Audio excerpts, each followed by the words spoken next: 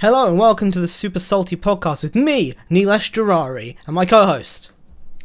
Max Wallace. Here I am. I'm here. Salty Boys. I'm the second one in this intro. How's everybody doing? You can't answer. I'm sorry. It's like a one-way conversation.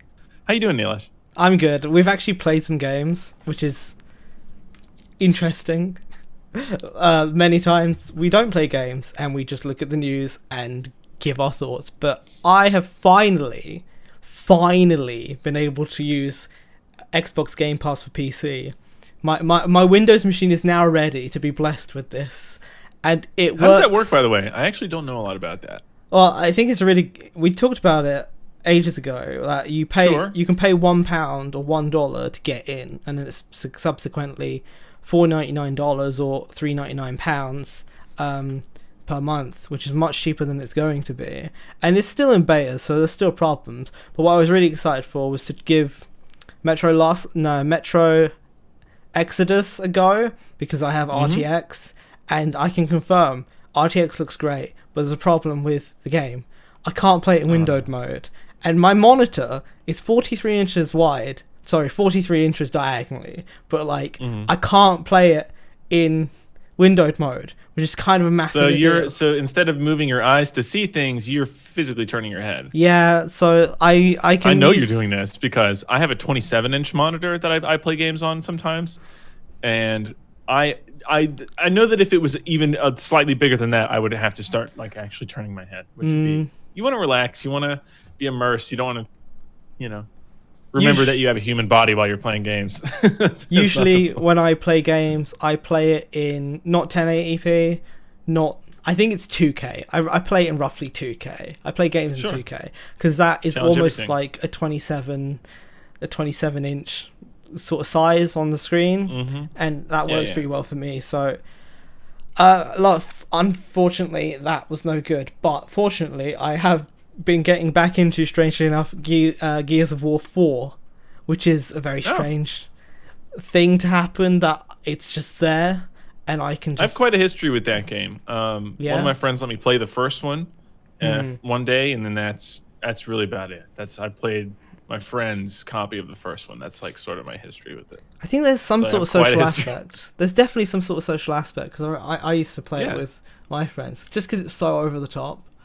It's that was it broke into the gaming culture. I remember people talking about it in early high school. There's a gun with a chainsaw on it, and me, who had never played the game, was like, what the fuck, really? I absolutely want that. I actually have... You remember they sold golden lancers, physical objects? I do remember that. I have one of those, and then I have, when they did Gears of War 3, I think, they were selling the retro lancer, which is just a knife at the end, and I have that too. They're at my parents' house. They're just causing a nuisance. My dad likes them. He hung them up on the walls. He hung them on the walls with golden chains. So there you go. He gets it. Yeah, he gets it. What other types of so we got Metro, we got Gears of War 4. Is this also with your Xbox Game Pass? Yeah, okay. I haven't played it, but I know there's Astroneer on there, which is a nice game. I have that, and I actually bought it through the Windows Store purposely so I could play it with a friend of mine through Xbox. And I've accidentally opened it. We could play that together. We could co-op that, by the way. I've opened it, Max. Somebody help. Okay. I hope to God that I haven't broken the recording. You opened Astroneer? I opened Astroneer by accident when I'm trying to open up Xbox Game Pass. I don't think it would break the recording. I think OBS can handle a game running. I would be amazed. It's time to find out, ladies and gentlemen. There are just so many games, but the issue is, what are you gonna play? I mean, I've played Wolfenstein 2. I could play Shadow of War. I like Shadow of War. It opens up possibilities, because there are games here that I just don't know if I could spend £60 on, right? But right. I'm paying £4 a month, and I have options. I played Shadow of War because it's just available to me now, and other things I actually own Prey, but it's on here, and I definitely think that would be a game that I would go for if I had never played it before. So I think this is a decent way to like explore other games that you would normally not play. It's a bit of the game world and also the streaming video world. It's sort of an attention economy, and there's just so many games now that you might as well. I feel like the way to win now, it seems to be to have like a subscription service like this. I feel like that's probably where it's going to go. But movies went the same way. You used to buy movies separately. I mean, I still do sometimes, but it's mostly sort of a streaming shenanigans happening. It's really the value for money. Like £4 a month isn't that much. That's like that's Spotify on a student membership. Mm-hmm. I think, and like, I definitely think there's spider dangling. I'm sorry. Keep talking. I'm just gonna get this. It's so tiny. Can you even? Yeah, you can just about see that in the webcam.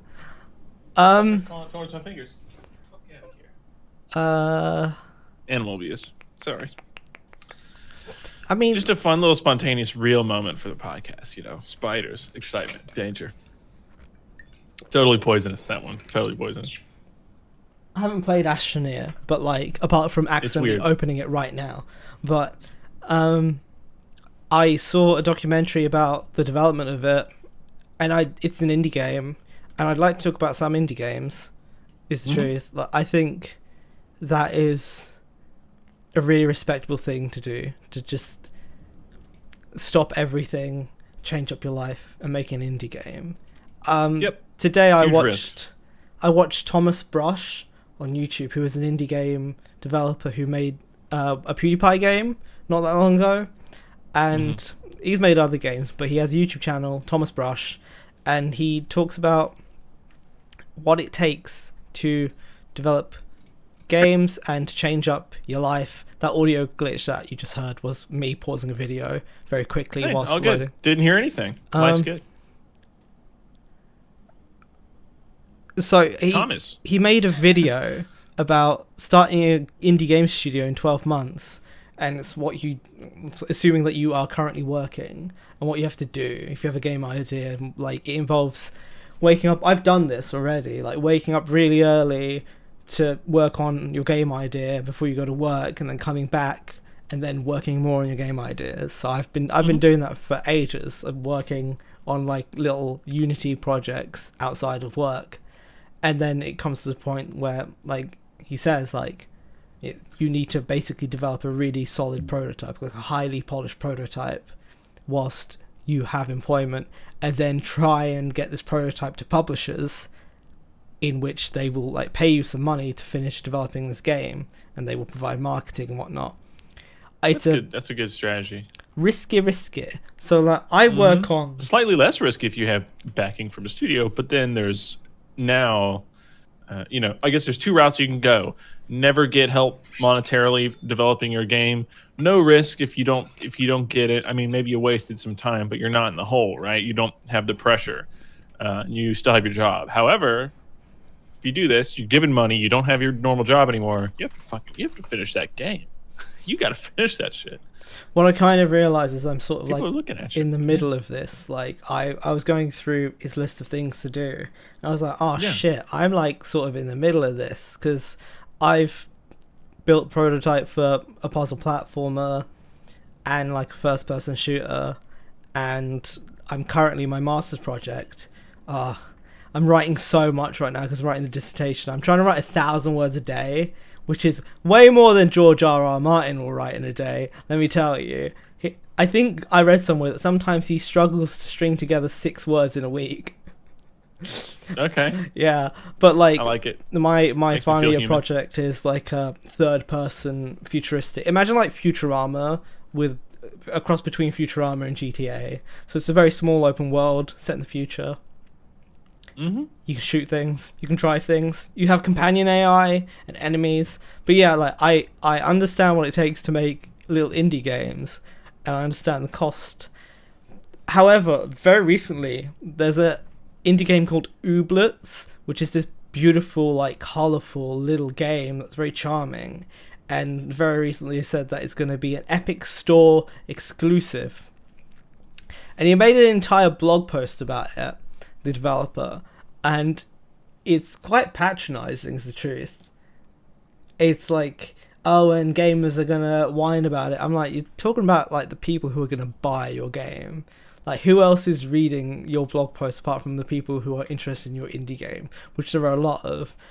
This was such a little controversy that like Inside Gaming did something on it, and the tone of it is really quite sort of condescending.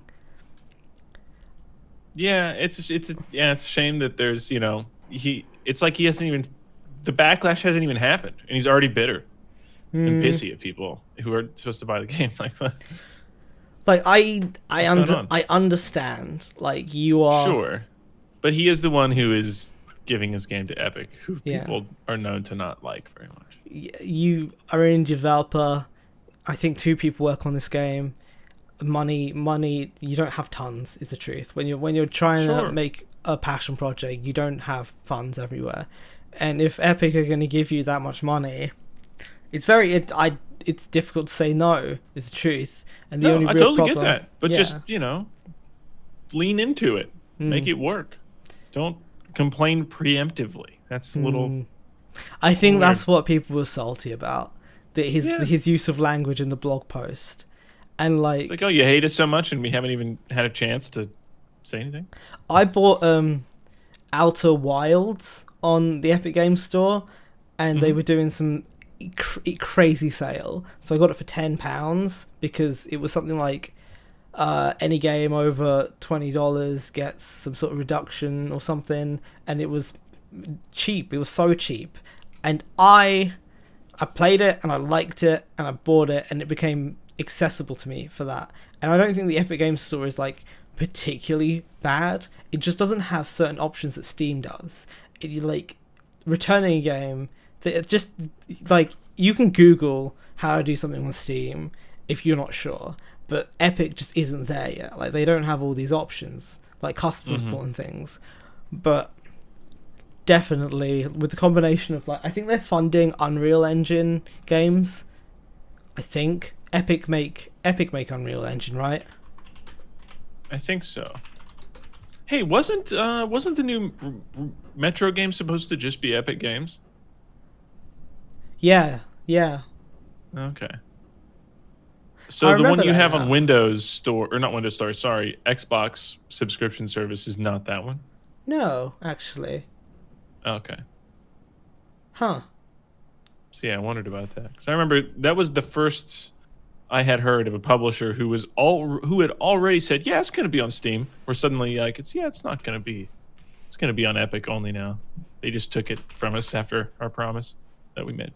It's still there as well. Okay. Yeah. Oh, but I don't know. Backlash works sometimes. I can't play it under Game Pass. I have to buy it now. Oh no, I can play it under Game Pass. I was looking at the Gold Edition. The regular edition I can get. I don't know why I uninstalled it, because I could, sit further away from the computer and use a gamepad, which isn't really the way I wanted to play it at all. I want to use a keyboard and mouse. I don't like to play shooters that way usually. Yeah. But here's what it is. It needs a windowed mode. It does my head in. Yeah, for sure. Like, what are you doing releasing this game without windowed mode? It's beautiful. Metro Exodus is beautiful. Like, the screenshots are not overselling it. It really does look great. I'm amazed at what a capable system running a capable game can look like. Just I bought a PS4 Pro recently because I can afford that now in this slight step up stage of my life. I can't afford it super well. I maybe shouldn't have bought it, but it's in my living room over there. And I got the Red Dead Redemption 2 bundle, and God, and damn, it looks really good. It looks really fucking nice. I play Red Dead. I am Arthur Morgan while I'm in that game. So. Oh, you're fully immersed. Yeah. I mean, yeah. One thing that that a lot of people find when they start it is that the character moves so sluggishly, and the control is like so sluggish that you have to get used to it. Have you found that you will think that if you just played a bunch of Grand Theft Auto 5. Yeah. But this game is a details game. This is a game where you walk into a room, and you walk 2 feet against the wall, and then there's a picture frame, and you pick it up, you look at it, you flip it over, you read the text on it, you like spend a minute doing that, and you put it down and walk another 2 feet, check the drawers, grab a bottle of whiskey from there, maybe some oat cakes, you close that, talk to someone in the room, have a conversation. It's like you're not supposed to move fast. Okay. And I had to accept that early on. I think once you do, it's pretty great. But that's not to say it's always like that. There's a time where, maybe you're at the town getting supplies, and someone out of nowhere goes, "Hey, I saw you at Blackwater," and Arthur Morgan in his head's like, "No one's supposed to know about Blackwater." So you have to get on a high-speed horse chase with this dude, and it's crazy. And you're going through barns and stuff. This happens in the first, few hours, and so you get both. You get the slowness, you get the conversations, the details, and you get the action. It's cool. It's cool. It really is a game where you have to spend time. Like, you have to have yeah. Oh, for sure. You can't be in a rush. You can't have a reservation and then start playing Red Dead. You just can't. It's a beautiful game as well. It's very immersive. That is a game that I play on this screen with my PlayStation 4, and I sit far back with a controller. But that's because I can do that. It's not a first-person shooter. A first-person shooter, I really want to play keyboard and mouse. God damn it, Metro Exodus. God damn it. Yeah, I'm okay with shooters on controller if I don't feel like using a mouse and keyboard would give me a super big edge or anything like that. If it gives me some decent aim assists, like if they're generally somewhere close to the middle of the screen and I press aim and it kind of locks to them, like, that's cool. It's a story game. I'm playing a dude who's supposed to be good at aiming guns anyway, so it's fine. It's fine. Yeah, and it's it's not everything. There's so much more you do in it. It's not like playing Fortnite or something with a controller. Fuck that. The whole thing is aiming. I don't want to use a controller for that. I don't want to aim assist for that. I want to aim myself. It's the aim game, I think the last game that I really played on console, that was a first-person shooter, was Destiny, and I got over the hump of sucking, being relatively good, and then being pretty incredible. I thought it was Halo, which isn't true. It was Destiny. I was just thinking Halo is supposed to come to PC. I just remembered that the Halo Master Chief Collection is I'm pumped for that. You can add it to your Steam wish list. I did. Yeah, I think I'll play that. 100% did. What games come with it? It's gonna come out in installments. And they're going to come out chronologically in the story. So not the order that the games were released, but based on the story. So if I remember correctly, it's going to be Halo Reach first, which I've never played, but I hear is really good. So I'm excited to try that out on PC. I'm definitely getting that. And I don't remember the... I want to say after that, it's Halo 1, 2, 3 ODST, then 3, then 4. I don't know. Yes, very... I wonder which one of these the PC community will gravitate towards. I assume it has online. Yeah, it has online multiplayer. So, I would hope so. So I wonder which one. Butter. It says it's got 4K textures. Yeah, I'm down for it. I played the fuck out of Halo 2 on Windows Vista, baby. If Halo can come back in a big way, that'd be great, because that's a game that is popular, that I really knew how to play. And me too. Yeah, the last game Halo 2 was my first first-person shooter that I got really good at, that I put hours into. It was Halo 2. I love that game so much. I learned those maps the back of my head. I wonder if I still know them. I don't know. I have no idea. I want to be good at a game that's popular. And the last game that I was decent at, that game that is popular, is Overwatch. And obviously Overwatch isn't what it used to be. It's still fun to pop back in and play a couple matches, but I don't get sucked into it quite like I used to. But man, they have some pretty good little loot crates boxes you get for leveling up. Those are fun to open. Nice animations and sounds. Get the caveman nerves firing in your brain. It's pretty cool. A game that I never actually played that I've always wanted to play is Ark Survival Evolved. I tried it. I have a nice computer. I put some money into my computer. I could not run it at low settings higher than like 15 frames per second. Yeah. Damn, son. To this day, I don't think they didn't get so. The main game was in like alpha or beta, I forget, and it was like it ran like shit, which I get. It's not complete, but then they release the Scorched Earth DLC before they finish the fucking game. I was like, wow, great. Yeah. So you're not ever gonna fix this game then? Okay. Thanks for the transparency. Yeah, just make your money, do the DLC before you actually finish your game. That's fine. I do kind of miss the days where like a game was like a finished product. Yeah. You know, everything's in alpha. And is Fortnite complete yet? I don't know. I just know that they're fucking it up every like couple months. Like they put mechs in it. I don't play Fortnite. Let me be clear. But I know what's going down. They put mechs in it? They put mechs in it. Why do they do that? I don't know. I think it's to like despite of Apex Legends, which is Titanfall without mechs. So they put mechs in the game, and like everyone hates it. Like I remember ages ago that Ninja was complaining that like, oh, we should talk about Ninja. Ninja was complaining that like they just put stuff in Fortnite for no reason, like shopping trolleys that you can sit in and stuff. This is the pinnacle of that.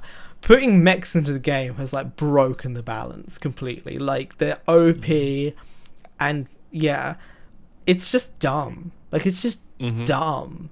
And I know that the whole event was supposed to be a bit like Pacific Rim because they've got this sort of kaiju looking thing, and they've got a mech that looks like some sort of like Power Ranger type thing, or Voltron if you're really old. But yeah. But yeah, I want Fortnite to die. I just want it to go.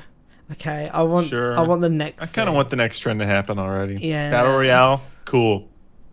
I think Battle Royale in general, fun trend. I was very excited for it when it came out. PUBG, like holy shit, that was so fun to be into for a while. I was an early adopter of Fortnite too. I played it for like a fair amount of time back when this was before building was like the main thing you did in the game. Now I don't know. I guess you don't play it. I don't know how recently you've played it, or if you were ever into it or what. But it used to be more like a PUBG kind of thing. And PUBG was not very optimized. It didn't run very well, and like with lag, real weird. And it didn't look very good either. It was just kind of like they couldn't decide if they were realistic or cartoony. It was like in the middle. It was weird. Fortnite came out. It was like it ran super well. It had a very specific art style. It was like not very buggy at all. Like it was so cleanly made. Like I was like, this is awesome. So I played it for a little while, for like maybe a year. I played it with my friends and stuff. We'd get on every night and play it. And I don't know, it just kind of things changed. It was around the time that like I don't know. I feel like when Ninja fell off, it was a little before. I stopped playing a little before Ninja fell off in terms of like being considered the best Fortnite player or whatever. He's probably not though. We can talk about Ninja. No, now. He's definitely not. Because he's the most popular. But he's not the best. Not even close. As of late, people have really begun to realize that when you're 16, when you're like 15, around the age of 15, that is when your like reflexes are the fastest ever. Oh yeah, Ninja's like fucking hell. He's old as fuck. He's like as old as me, isn't he? He's 28, I think. I think he's 28. But like you fucking know how old he is. Yeah, he's 28. Damn, he's older than me, dude. I'm 27. Yeah, he's you know what? I think we both saw the same episode of the H3 podcast. Oh, maybe. Yeah, probably. But, like, that's not old. But the fact that, like, a 15-year-old has such an edge. And the person who won the Fortnite championship, whatever the hell it's called, I read that he didn't win it by, like, a little. He won it by, like, a lot. Like, he is truly remarkable at the game. And to think that it started with 4 million people trying to get into this, and he won, and not only by a bit, but by, like, a huge margin. Like, no one else could traverse his margin. It was just him. If Malcolm Gladwell wrote his book Outliers now, it wouldn't be about the Canadian Hockey League in the first chapter. It would be about this kid. That's some shit. That's so fascinating to me. For someone to not only win, but like be that far ahead. It kind of reminds me of like when you watch someone in the Olympics win a sprint. The people who win sprints in the Olympics, I feel like don't win by like an inch. They win by like 2 body lengths. Yeah. Like the pack is here and the person who wins the race is like here. It's like, yeah, that's a really good comparison. It's true. They appear out of the pack by a lot. Yeah. You'd think, the people who are whittled down over in the whole entire world for something as simple as running, you'd think it would be, you whittle it down by competition, qualifier. You make it to the Olympics, the elite of the elite. You'd think they'd be like close together and how fast they can run, but there's still somebody that's just like runs like so much further fast, Well, it's just strange. It's just strange. It's like that with Fortnite too, I guess. Fuck. Like, I did a dyslexia test when I was in first year university because I realized that I was struggling to read all these AI papers, and I was reading them. I have no idea what I just read, and I'm dyslexic, but just not by like a huge amount. Like, I'm a very manageable amount of dyslexic. But what they tested, and they did all these tests, is that I am in like the 97th percentile of people who can solve visual problems. I am remarkably good at solving visual problems, as in like puzzles and stuff, like visual puzzles. Like, okay. I remember I realized that like I'm probably fairly good at visual puzzles because I can't remember why, but like my friend had like pictures of mazes and I could solve them just by like looking at them without even like running my finger on anything. I could just see the shapes that led to the exit.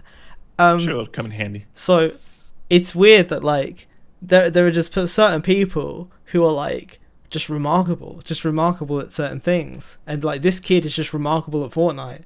Like they made Fortnite, and this one child is a god at this one thing, and no one else can seem to touch him. But he'll age max. Oh yeah, it's very fleeting. These video game triumphs. You can never hold a title like that. I just can't believe. Can you win anything really? I mean, with sporting events, no. You get old, you fall off.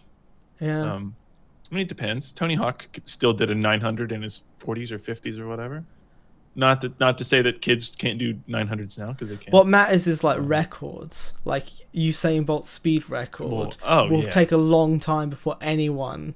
And like he's just very good at. He's probably the fastest man not alive right now, but that has been alive, as in like in history. Like no one has had the tools that he's had to do that apart from him. Yeah. There's a psychological component specifically with record breaking in like anything, which is that you don't realize how far you should push yourself until there's like a sort of a reference point, like a previously set record.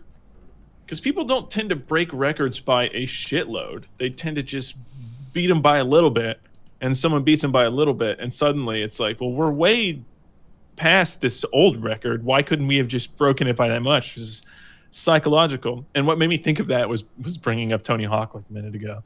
So like he completes this like insane trick with like, what is it, 2.5 full rotations, the 900. People who are around our age have known about this. It was like a huge fucking deal. Huge deal. It's no one had done it before. And people had just been doing 720s all over the place. No one's been doing these 900s, right? But suddenly Tony Hawk does the 900 for the first time, like first recorded one ever. Pretty sure. I mean, it was like a huge deal. It was like, X Games gave him some extra time to finish this thing. It was like on live television, I'm pretty sure. So that happens. And like not very much later, like young people are just, there are a bunch of people who did it right after he landed the first one ever. A bunch of other people were like landing it. They didn't know they could do it because they hadn't seen someone do it. They were capable. You can't tell me that they couldn't do it, before. They just like didn't even try because they're like, that's impossible. There's something else about Ninja. He's left Twitch. Oh yeah, and he did it via announcement video. The kid must think he's a kid. I call him a kid, but he's older than me. He must think that he's like the internet's Eminem, because that exiting Twitch video was such an Eminem sort of thing to do, but it was so cringy.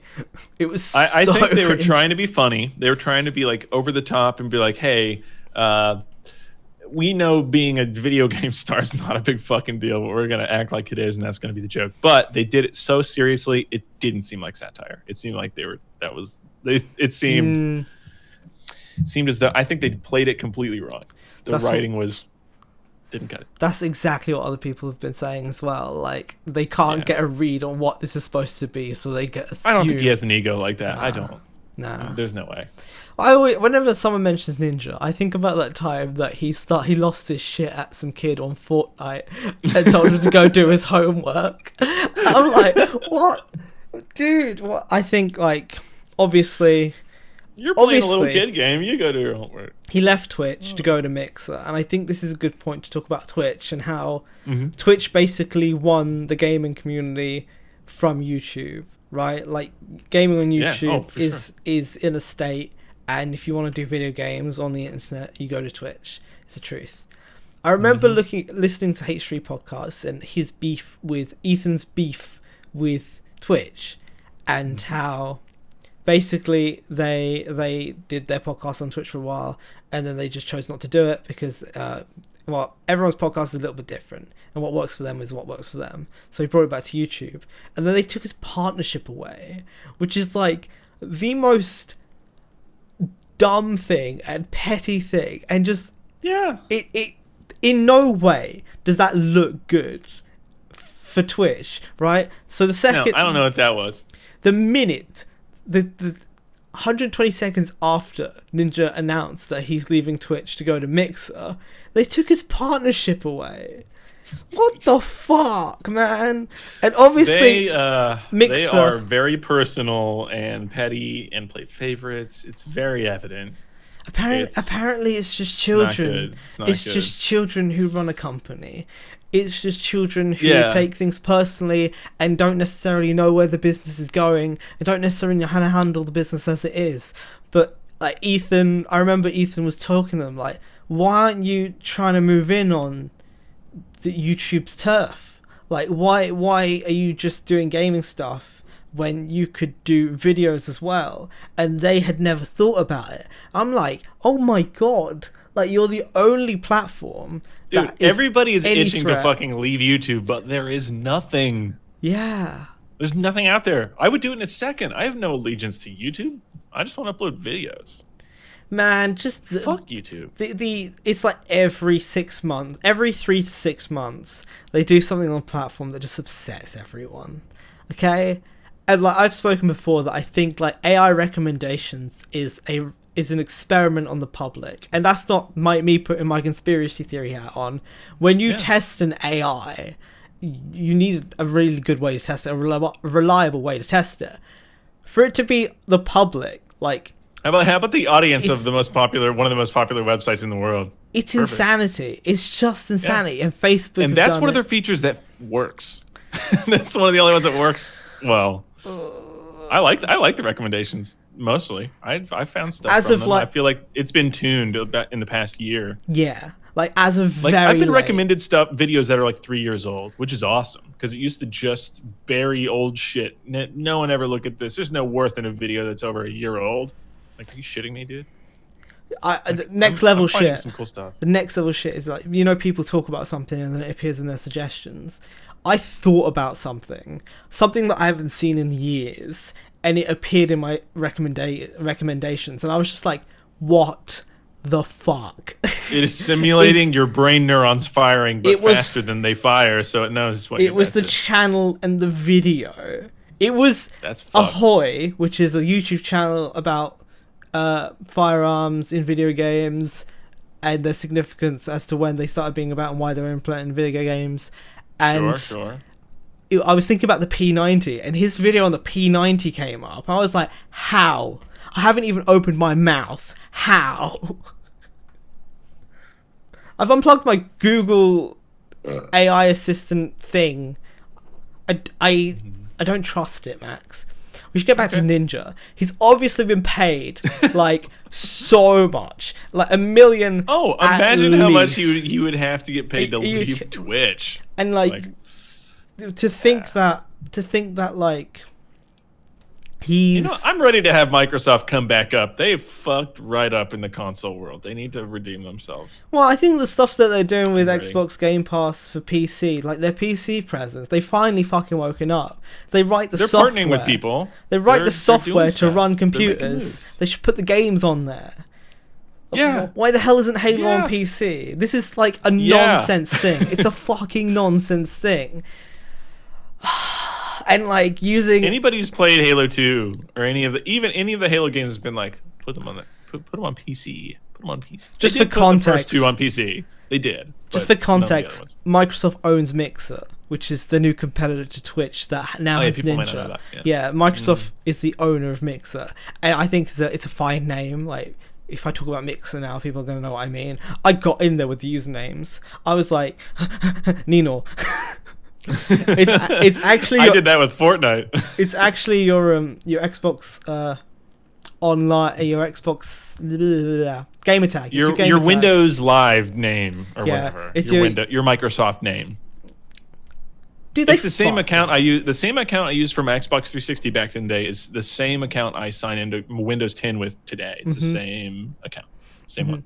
They fucked up with the Xbox. They fucked up. Xbox One specifically, they fucked right up. Oh my god! Like, and they had me too. I was a 360 fan. Yeah, I was on that shit. I left the PS2 to go to the 360. Yeah, and they fucking lost me with this Xbox One shit. No, it's simple. PS4 was an easy choice. Easy choice. The PS2 had all the games, and then the next generation, the Xbox 360 had all the games, and then current generation, the PS4 has all the games. But their E3 presentation on the Xbox was a joke. It was a joke. We've gone so far from the Ninja thing. Ninja's never going to play an Xbox. He's never going to play an Xbox. Does he play any other game? Does he play other games? It's a serious question. I haven't watched him stream in like 3 years. I bet he wants to. You know, he dabbled with Apex Legends. He said it was fun, but like that's not what's getting him paid, right? I guess. It's evident that like he might be at the end of his competitive gamer career, which is dumb to think that when you approach 30 that you're thinking about the end of a gamer career. But it's true. Like, well, a lot of people watch him because he's entertaining. I don't even think it's he's entertaining, and he's also, even still, he's really fucking good at Fortnite. He's so fucking good at that game. He's incredibly good at that game. It's like impressive to watch. I will just see his name, go, fuck it. What's a Ninja stream like these days? And it's like, it's impressive to watch. Yeah, it really is. I just want Fortnite to die. I just want Fortnite to die. Yeah, me too. I'm done with it. I don't care. I'm almost glad PewDiePie is playing Minecraft. I was gonna say, remember when remember when we thought Minecraft would never die? It definitely did. It's maybe in a little afterglow period right now with people reminiscing, but it's not nearly. I think it took a break. I think a lot of people took a break of Minecraft. But maybe it's just because so many people are fed up of Fortnite that they're trying to just play something different again. And Minecraft just happens to be that. Also, PewDiePie helps massively. It's cyclical. 18-year-old kids find a game, gets super popular, makes it to consoles, kids play it. Then the kids play it for a long-ass time. Those kids grow up, they don't give a shit anymore, then it sort of dies for a while. It's like, it's the same thing. I have something funny that I just remembered. Throw it on out there. Because I was playing Gears of War 4, and I remembered loosely in the back of my mind. Gears of War. Gears of War. I just remembered that, like, in the back of my mind, they were supposed to make a goddamn movie out of this franchise. They really were. They were going to. And then I looked it up, and I remembered that Dave Bautista, who plays Drax, would be the excellent Marcus Phoenix, because he even has a resemblance to the guy. Like, he really, they have a meaty head. Like, they have such wide heads. Their head is like wider than it is tall. And their heads have a lot of muscles on them, don't they? If you Google Dave Bautista, Marcus Phoenix, side-by-side comparison is uncanny. And their heads lift. Their necks lift, my dude. They like... They can swallow a fucking softball. They deadlift with their teeth. They just bite it and just go. And like, I looked it up, and he's still, like, a couple days ago from when I thought about it, I looked it up, and he still wants to play Marcus Phoenix, but he's always very vocal about things that normal celebrities just wouldn't talk about. Like, when the Guardians of the Galaxy shit went down, he was like, I don't allow this, and James Gunn should be allowed to direct, and like he was running his mouth when other celebrities wouldn't have run their mouth. And here he's like, he's saying he's like a professional wrestler, or was, or whatever. He's saying like, oh, the fucking man's trying to fuck me again. They won't let me play Marcus Phoenix. I've done everything. I've tried everything. Believe me when I say I've tried everything. He tweeted that. They won't let me play it, and he's like. People are like, I'd love Terry Crews to play Coltrane, and then he starts posting pictures of him and Terry Crews together, like, let's make this dream happen. I like him. I really like it. I really like, and like, because Gears of War is like such a macho thing that if they just did like a Gears of War like movie that is just the people, the WWE people who moved on to like trying to be in movies, if they just rounded them up together, told them whatever beef you have, put it aside, we're making this movie, that would be amazing. Because the only people in the world that look like Gears of War characters are people who probably have a history of steroids. You know what they gotta do? They gotta make this movie happen. They gotta come out with a commercial that is as good as their Mad World commercial. Did you ever see that shit? It's one of the best video game commercials I've literally ever seen in my whole life. It's like crazy. Mad World it's is like crazy and violent, but yeah. It's like has the Gary Jules cover of Mad World, which is literally, it's just like piano and this guy singing, and it's so somber. And at the end, there's like a big spider monster that gets like lit up by muzzle flashes in a warehouse. It's huge. And it like gives me chills. You're talking about the Gears of War original trailers. Yeah. Yeah. They were pretty good. They were probably the first sort of trailers from video games that did a juxtaposition. That's a big word for me. On violence and really peaceful music.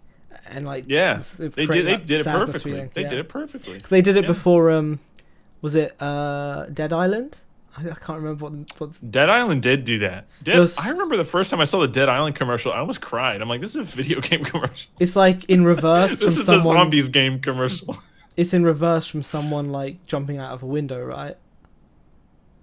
I think so. Yeah, and it had to do with it's been so long since I've seen it, but someone and they lose their daughter or something, something. It's like really, it's heartfelt. So it goes from like a corpse on the ground to being a living person again because it's played in reverse. Do you remember Goat Simulator did a parody of it? Do you remember that? It's so good. Goat Simulator, by the way, on Xbox Game Pass PC. Fuck out of that. Yeah, I did as well. I played the hell out of it. There was a period of time where you could make a game specifically for YouTube, and you'd manage to get off the ground. And Goat Simulator is one of those games. So that studio has the money to create whatever they wanted to make. The trailer for that game was awesome, and that was all we needed. That's all I knew instantly. Like, I'm buying that. Today, that's harder, is the truth, because YouTubers aren't playing video games like they used to. Is the truth. They're just not playing games on the platform. And a lot of them are on Twitch too. Yeah. And a game you would make for Twitch is not the same as a game you would make for YouTube. It's a completely different approach. On Twitch, you want to see how skilled someone is, right? Or they're funny, or they have like a great personality. Right. You want it to be about spontaneous moments. It has to be sort of a spectator sport sort of thing. I remember type beat. Jesse Cox basically did a video recently about how he's going to change up his channel because of just doing gaming on YouTube. There's no longevity to it anymore. So like he's got other stuff planned, which is great. Like I'm happy to see other ideas and things come. But like it sucks. Like I've moved on from watching Let's Plays, right? But new games coming out all the time. Except Only Play. I watch Only Plays. For some reason, I like it. It's great. Jesse Cox was my man. I've dropped it. Jesse Cox was my man. I was like, whatever he's playing, I'll watch it. And I like, everyone's got their personality, and his was being able to look at very few clues and make incredibly accurate predictions how the story's going to play out, and how like he's like a conspiracy theorist about video games that ends up right. Okay, that's interesting. That's an angle. Yeah, every YouTube or every video game related YouTube person I watch, every single one of them, the video game ends up just being the backdrop. It's really not even the main purpose of the thing, and they oftentimes their videos aren't even always about video games anyway. Like you have Video Game Dunkey. It's his absurdism. It's his personality. That's why I'm there. Dunkey's amazing. He's a genius. You know, Oni NG. He's fucking hilarious. The game is great, but it's really him talking to his friends and like, and asking them, I was like, what would you do if there was like if you had like a pocket-sized little Hitler that you had in your pocket, would you torture him? Because he didn't do the Holocaust. He was just little baby copy Hitler. What would you do? It's like, that's what those weird conversations with his friends. That's what I'm there for. The video games are a backdrop. They're kind of lost their place a little bit on YouTube. Oh yeah, he still does Scary Game Squad, where him and 3 other friends play a horror game and they argue between them about what's going to happen and things like that. I enjoy that. That's fun. That's sort of the same premise. I just remembered because we were talking about how they want to make a game of the other thing, Gears of War. They want to make a Gears of War movie. I remembered that they're going to make a Doom TV show. They're going to make a Doom TV series, which is... know how the Doom movie turned out. The Doom movie is terrible. Yeah. The Doom movie's a bad movie. Just throw Dwayne The Rock Johnson in there and it'll work, probably. Yeah. You know where they fucked up? They didn't also throw in Jason Statham. They forgot him, so it fucked up. It flopped. So the Doom... Again, I saw it. The Doom movie should have been Hobbs and Shaw, the new Fast and Furious movie. Is that what you're telling me? Mm-hmm. Yeah, for sure. Oh my god, I read too much about films and stuff is my problem, right? Never too much. I just know too much about just pop culture movie things, and they have contracts. Like their contracts are written in such a way, like in the Fast and Furious franchise. Apparently, the Vin Diesel and The Rock feud is a very real thing. Like a super real thing, and apparently The Rock's a bit of a diva, and Vin Diesel actually has owns a percentage of Fast and Furious, so that's why he's like slowly getting like super rich. And like apparently The Rock and Vin Diesel feud is a real thing. Apparently, like people on set have like spoken about it, like they literally can't stand each other and things like that. And in their contracts, like Vin Diesel, I imagine Paul Walker might have had this, but you know I can imagine it more with the bald people like Vin Diesel, The Rock, Jason Statham. That there are like caveats to how action sequences need to play out. Like my character can never be defeated in a fight in this many ways, and they all have this. And like that's why like every fight in the franchise is like. And then Jason Statham and Vin Diesel fought, and a building fell on them. Also, like they can't just be bested. Like, they just can't be defeated by another person. It always has to be like something else. That's fucking awesome. Well, you know what? They have the convenient backdrop of we can just get in a fucking car accident. This is the Fast and the Furious. Just get in a car accident. Yeah, like fight. and I started thinking about it. I was like, hang on a minute. Like, yeah, like that fight between Vin Diesel and The Rock ended because Vin Diesel chose not to smash his head in and just surrendered. So it's like a lot of movies do this thing where a fight ends where like someone has like. It's almost like the Civil War fight where there's like a moral victory and a physical victory. It's strange. It's strange to think that that's written in your contract.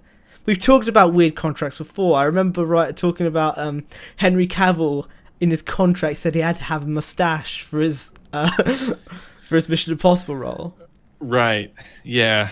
There's some weird little studio wars kind of thing. I mean, at the end of the day, we all know it's not good to have those. They do it because they can, but it's not good. It limits the writing, limits the story. It's not good. But whatever. I guess it's just mindless Fast and the Furious movies. Don't need to fucking try or leave the options open, right? It's insanity, Max. I just dropped my water bottle. It's insanity to think that in their goddamn contracts, there's an agreement that everyone has to go through. That my character, The Rock, can't be knocked out, okay, by another person, okay. Yeah, you can. So they have to come up with these crazy ideas of how they're gonna end fights and things. I want to see this movie. I haven't seen it. I want to see this movie. Let me ask you: have you seen them all, or how many of them have you seen? This is exactly what I was about to say. I am freakishly good about differentiating between them. A normal person cannot. Okay, my girlfriend believes that they're all the same movie. I think most people. You're a good person to ask. Then I've seen the first one. I've seen Too Fast, Too Furious. Yeah. I've seen Tokyo Drift. Yeah. I've seen nothing else. Is anything else worth watching? The one that Paul Walker died during the filming, because it's very interesting to find out how they managed that. Oh yeah, I saw I think in Corridor's video how they took previous footage of him and sort of did a. Well, also in put him back in a narrative sense, how does his character walk away from this universe? And they did what no one really thought they could do, and they managed to tie a neat bow on it, and it was done. Yeah, they did that's the movie where it's been a long day without you, my friend. Yeah, right? yeah. I remember that song was really popular. I'm like, why the fuck does everyone know this? This song sucks. Why does everyone know it? Where did it come from? And I think people were associating it with that movie. It's also pretty emotional because I had no ties to it. I'm like, this song is forcing my emotions. I don't like it. Tokyo Drift was such an influence when I was a teenager. I fucking love that movie. Everyone was playing the song. I'd seen it a million times. Tokyo Drift is a Fast and Furious spin-off. It is a Fast and Furious spin-off because it just takes place somewhere else. Well, is Vin Diesel in there at the end or some shit? I don't remember. He might not have been. He is. No. It wasn't about him. This is how Jason Statham enters the universe, because he technically killed Han. And then they did a bunch of movies where Han is still alive, and then that scene's supposed to happen. Han. He ate corn nuts out of a plastic package. I liked him. He taught Country Boy how to drift. Country Boy was going too fast. He thought he was winning in his first race, but really, he was supposed to drift, and he didn't. Idiot. It's a good movie. I want to rewatch Tokyo Drift. It's got such cheese to it, but super inventive. It's a classic fish out of water story, and they make it work. I'm just Googling to make sure what I remember is correct, and of course it is, because I'm a fucking Fast and Furious aficionado. I can just remember each movie. If you show me a scene, I can just tell you which one it is. And Fast and Furious 7 was Paul Walker. He passed away during the filming of that, and the next one, it wasn't as good. Straight up, it's just not as good. And now they're filming 9, and they have a Hobbs and Shaw spin-off. And I remember in Fast and Furious 7, I think they got the. Is it Fast and Furious 7? I think the dude from Tokyo Drift is in Fast and Furious 7. I think that there's a scene, and they pretend that he's the same age when he obviously isn't the same age, because it's between filming Fast and Furious 7 and the year where Tokyo Drift is, and the actor's clearly aged, right? Mm-hmm. But that scene that takes place where Vin Diesel turns up in Fast and Furious Tokyo Drift, right? It's apparently right after. I'm like, this dude just aged 12 years in 5 minutes. Interesting. Yeah. And that's how they gotta make it work. I don't think you realize how unrealistic these movies really truly are until they film in a location that you know. So one of them took place in London, and they're racing around in London. I'm like, there's no way the streets are clear. Okay, There's no way. Fucking way. I would get to work on time if it was like this. Are you kidding me? You're like round where the London Eye is. You think the streets are clear like that to race around? Yeah. Get out of here. I feel like anybody also familiar with this series, or at least was reading the titles coming out, noticed there's a severe problem with naming conventions with this movie. I have pulled up a list of the titles of the movies. Thank God. Let me read them in a row. These are amazing. For people who don't know, they cannot stick to a naming convention and save their fucking life. It's great. So the first movie is The Fast and the Furious. Mm-hmm. Second movie, Too Fast, Too Furious. I don't think they've strayed too far off the point. It's inventive. Great. Number 3, The Fast and the Furious, Tokyo Drift. No 3 in there at all. You did the first one. You put 2 in the second one. The third one, The Fast and the Furious Tokyo Drift. Whatever. There's only 3 of them out at this point. We can remember that the third one's in Tokyo. Sure. The fourth movie, Fast ampersand and Furious. Fast and Furious. So the name of the first movie is The Fast and the Furious. The fourth film, Fast and Furious. The fifth movie, Fast 5. Yeah. No Furious anymore. No thes. Fast 5. The sixth movie, Fast and Furious 6. We're back on track. We're back on numbers. No thes still. We're becoming cavemen at each iteration. The seventh movie Furious 7. They did Fast 5. And now it's Furious 7. They're like, which word? We're going to take out this word. This time we're going to take out this word. Number 8, The Fate of the Furious. You bet your ass that the poster has F and 8. Oh, it does! Oh my god! You bet your ass. What are they going to do? But it's not in the title. They didn't put F8 of the Furious. They could have, and they would have still had a number, and it would have matched the last. Well, 6 and 7 had a number in them. They had a chance to put a number in 8, and they did not do it. Except in the art for the box art. I want everyone to know that Google, when you search Fast and Furious, Google at the top makes an attempt to put them in an order, and it's wrong because it just doesn't know anymore. It just doesn't understand. I thought I was having a stroke reading through all those. Man, yeah, they really fucked up. I mean, it's fine. No one seems to give a shit. It really doesn't have a huge bearing on anything, but it's confusing if you've never heard of the series. I think this was the most successful franchise before Marvel took its place. I think that's true. I think this is the most successful franchise before Marvel took its place. Yeah. And I understand it, man. Like, I don't know how many more of these movies we can see. Like, it's on par with how many Transformers there have been. You know? Oh yeah. I saw the first 2 Transformers, and there's too many. It's like, I'm good. I don't really need to see more. I think I'm good. I'm good. What's really interesting is that, like, The Rock has a kid, and no, not The Rock. Sorry, Vin Diesel has a kid, and the Paul Walker character also has a kid. And I imagine, they're roughly the same age. I imagine if this franchise ever takes a break, that's the way they'll reboot it. These 2 kids.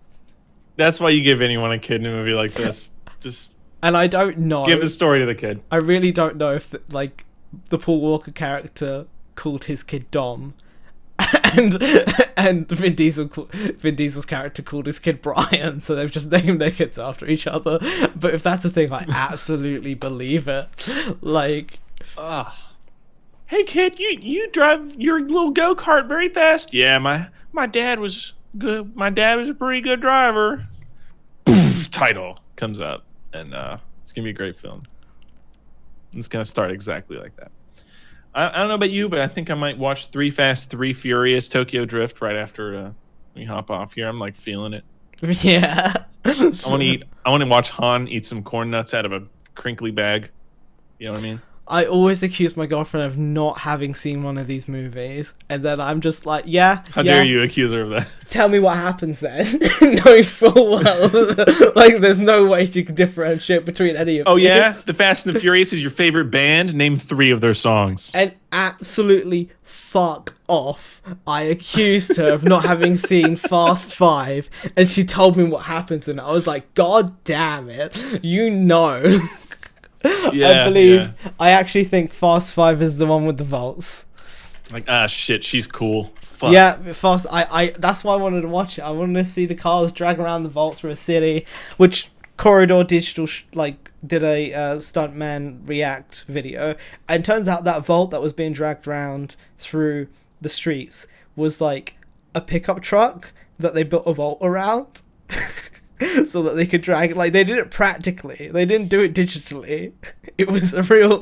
It looked like a vault from the front and in the back. Oh yeah, I knew that. I just watched the fucking Corridor video about it today, where they gutted a pickup truck and put a vault around it and drove it through its seat, looking through a peephole. That's insane. Sometimes. What the fuck? I would have thought they just did it digitally. Is the truth. Well, yeah, I wouldn't have thought anything about it. I haven't even seen that movie, but I've seen that scene because it's so crazy. I think we should Still wrap it up. didn't know it was practical effects, but it was. We should wrap it up. Sounds good. I want to see this Doom TV show. I hope it pays homage to the game in a decent way, unlike the movie. The movie was bad. I want to see this Gears of War movie. I want it. I want Drax to play Marcus Phoenix. I want that. I want him to be in more stuff in general. It should be more like Dave Bautista, please. It should be like Dave Bautista, Terry Crews, John Cena, because there's a big buff blonde dude in it. Like a sort of a wrestler's Expendables. Yeah, but Marcus Phoenix's friend Dom, who is of like Spanish descent or Mexican descent, I can't think of a wrestler to play him, so someone needs to play him. Eddie Guerrero. Sure, go for it. And everyone knows the era of wrestling that I stopped watching. I will absolutely watch these giant steroid dudes beat the shit out of CGI monsters with chainsaw guns. 100%, oh yeah, I'm there. Yes. Day one.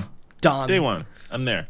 Okay. Thank you for coming and listening. This has been the Super Salty podcast with me, Neil Durari, and my co-host, Max Wallace. Thanks for watching, everyone. Much appreciated. Handle is Instagram. Yeah, we do. Yeah, I remember we do those. I'm Thunder Smell on Instagram. I'm Thunder_Smell on Twitter. You can find pretty much everything else through there. I'm Nino on YouTube. I'm Nino on Instagram. I'm Mr. Nino, that's MR Nino on Twitter. Super Salty Pod is our socials. I'm in the process of trying to get an Instagram. I'm not sure what I'm going to do with it for Super Salty Pod, but there you go. That's my plan. Thank you. Yeah. Peace out. Man. Goodbye. Thanks for lasting this long. Holy damn.